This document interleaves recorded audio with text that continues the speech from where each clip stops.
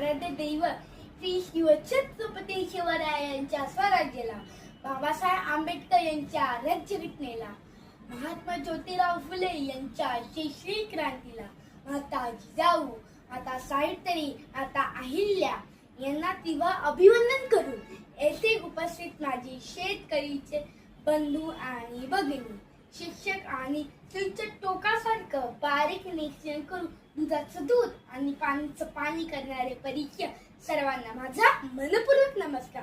मी आज येथे विषय मांडतो, शेतकरी नसता तर एक दिवा जो खूप काही सांगतो. सूर्य एवढे तेज नसले तरी अंधकाराला भेदतो, निशेच्या किट्ट काळोखात. असाच एक दिवा जो स्वतः उपाशी राहून सगळ्या जगाला अन्न पुरवतो, तो म्हणजे शेतकरी. आपला अन्नदाता शेतकरी आपल्या समाजामधील सर्वात महत्त्वपूर्ण व्यक्ती आहे. त्याचे व्यवसाय म्हणजे शेती हे आपल्या देशाच्या प्रत्येक व्यक्तीसाठी खूप महत्त्वाचे आहे, कारण त्याच्यामुळेच आपल्या सगळ्यांना खायला अन्न मिळेल. अशा वेळी शेतकरी नसता तर हा विचार खूप भयंकर आहे. आपण कधी विचार केलाय का की ताटात अन्न तसेच ठेवून दुसऱ्या काही सेकंदात फेकून देतो? ते सर्व गोष्टी पिकवताना शेतकऱ्याला किती त्रास सहन करावा लागला असेल.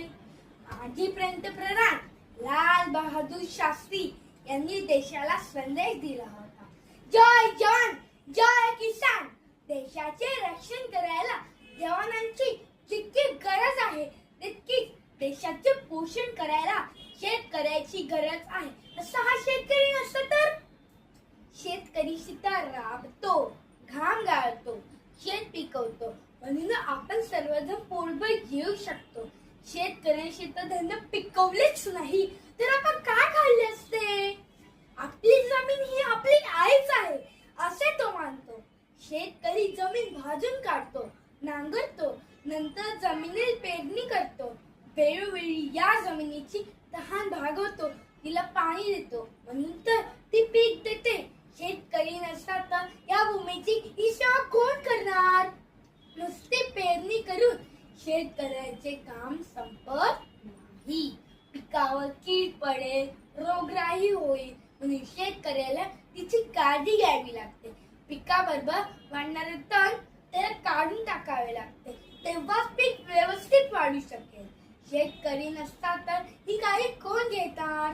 शेतकरी स्वतः कापूस पिकवतो, मात्र त्याच्या अंगावर कपडे नसतात.